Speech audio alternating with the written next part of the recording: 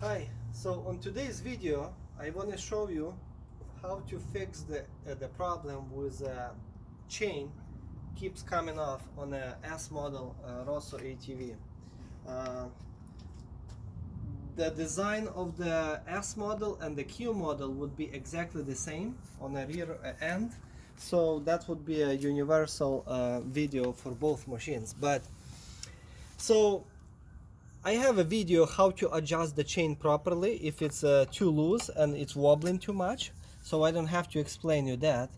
But if you're looking at this video, you must have this issue that chain is keep coming off. So it will come off for two reasons. One of the reasons would be that chain is too loose, as I told you before, and has too much wobbling slack, or the motor little sprocket right here, this small one, and this big one is not aligned. Well, in my case it's aligned, as you see, it's perfectly straight, but unfortunately it was not like that. So I'm going to show you how I fixed that.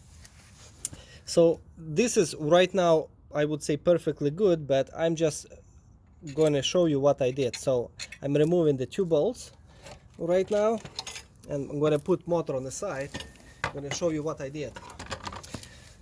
So basically the plate was welded, must have welded crookedly, and the motor had to be shifted to the closer to the sprocket, because the way it was sitting on original holes, on these oval holes, it was sitting like quarter-inch to the right, too much.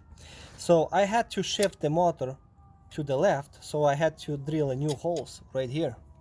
4 holes, well, not 4, 6, because those ones are for the chain tensioners, and once I moved those holes to the left, the chain tensioner had to go to the left also. So 6 holes that I had to modify. So how I did this, I did it with a tool like this. This is called a metal burr. So this burr is basically doing pretty good job. It's of grinding or cutting any kind of metal on the side, sideways. So I just used the burr and I basically drilled it on the side. Well, if you don't have this tool, you can use a regular drill bit. It's just going to take you much longer to do. This one is going to take you literally 5 minutes to modify all of those 6 holes. This one is doing great job. You can buy those separately, probably about $5 to $10 a piece anywhere, the Home Depot or eBay, Amazon. I had the set. They come in different shapes, so you can choose any shape you want and whatever you need for your job.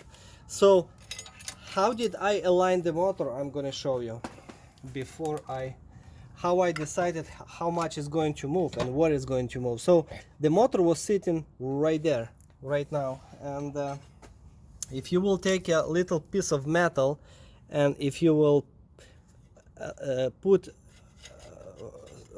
against your rear sprocket, you see that it's off that much. If this would be originally sitting on the original holes, so I had to move it like this. Yeah. So then I took a red marker, and there was a metal, so I just marked where it's going to be, and I knew how it's going to be cut, at which exactly location. So this is just a piece of metal. If you want to use this piece of metal with your vice grips, if you have one at home, it's going to stay there. It's not going to go anywhere. So as long as that piece of metal is pretty straight, you're going to align it, and it's going to be really, really nice. Now